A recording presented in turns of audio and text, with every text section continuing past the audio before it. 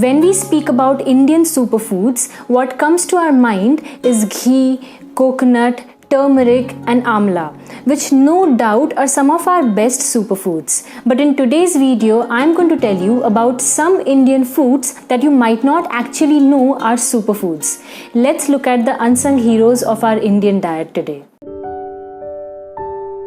By definition, a superfood is something that offers us not one or two, but multiple health benefits because of an exceptional nutritional profile. But an important characteristic of a superfood is that it should be something that is local to where we live, should be pocket friendly, and should have a time-tested value to it. So by that definition, foods like kiwis, avocados and kale might be superfoods in places where they are produced. They are not produced locally in India and hence they do not tick the box of being superfoods for us.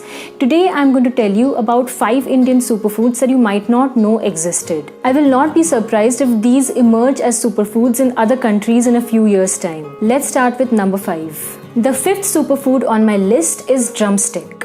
Drumstick tree is known to us Indians since a really long time. What we are most familiar with are the long pods of drumstick that are added to curries and sambar and cooked until soft. These drumstick pods and the seeds inside are rich sources of vitamin C and B vitamins. In fact, there is experimental evidence that the seeds retain their vitamins even after cooking. The leaves of drumstick tree, famously known as moringa leaves, are a powerhouse of nutrients. They are cooked like any other leafy vegetable in some parts of South India. Moringa leaves are used in several feeding programs across India to fight malnutrition in children and in adults. In Ayurveda, there is mention of use of moringa leaves, flowers and roots as therapeutics with amazing healing properties. The powder extracted from leaves of moringa are already becoming a rage in the West, and it is time that we Indians bring back home this amazing superfood that is so native to us. The 4th superfood is sabudana or sago pearls.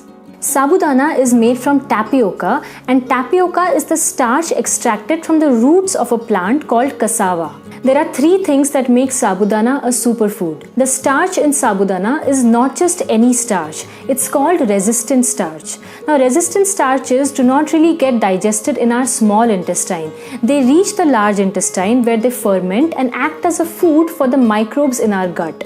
In other words, the starch in sabudana acts as a prebiotic for our body. Sabudana has zinc, which is an essential element for the good functioning of our immune system, and also it is required for good hair. Sabudana is a high energy food. So if you are someone who feels fatigued or lethargic during the day, you must make sabudana a part of your breakfast or your lunch. This is also probably the reason why sabudana is eaten during Indian fasts. Sabudana can be made into a savory breakfast item like khichdi or into a dessert item like sabudana kheer. The 3rd Indian superfood on my list is yam. Yam is basically a tuber that grows under the soil. Don't confuse yam with sweet potatoes, they are not the same thing. There are 600 different varieties of yam reported across the globe. This in the picture here is native to India, known as elephant's foot yam or jimikant. There is evidence of use of yam in Indian diet since ancient times. If you eat this superfood regularly, you will suffer from less digestive problems. It boosts metabolism in the body and therefore it is great for weight loss. Last but not the least, yams have shown to maintain and promote a good hormonal balance in our body. Yams are quite underrated at the moment, and it's only a matter of time before people wake up to the benefits of this amazing superfood. I would recommend you to include yams in your diet at least once a week. You can boil them, stir fry them, or even roast them. On number 2, we have sattu or roasted gram flour. Sattu has stood the test of time from being called the poor man's protein to now gaining popularity among masses. Sattu has about 20% of protein and it is also a good source of iron and calcium. Sattu has a good amount of fiber and it is recommended for people with digestive problems. It is also a high energy food. There are 2 popular ways of making sattu a part of your diet. Sattu, when mixed with water, becomes an excellent cooling drink which prevents people from summer strokes. The famous Bihari littis made out of sattu or sattu parathas are an excellent winter food that keep the body warm. The number 1 superfood on my list today is the mighty yet humble jackfruit. Jackfruit originated in India and it is as indigenous as it gets. There is a long history of usage of jackfruits in our country, just like yams. I'll probably have to make another video to list all the benefits and uses of jackfruit, but I'll mention the key ones here. The flesh of jackfruit has almost every vitamin and mineral that is essential for our body, the most noteworthy being vitamin C and vitamin A. It is great for people with blood pressure.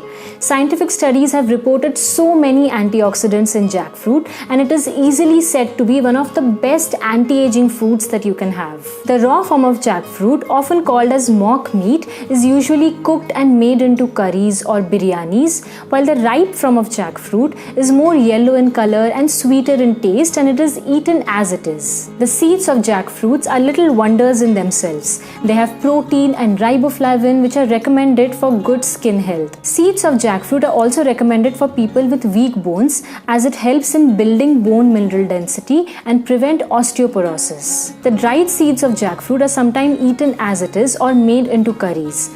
All I can say is definitely make jackfruit a more integral part of your diet. These 5 superfoods are sure to bring you good health, and you should definitely make them a part of your diet more often. I try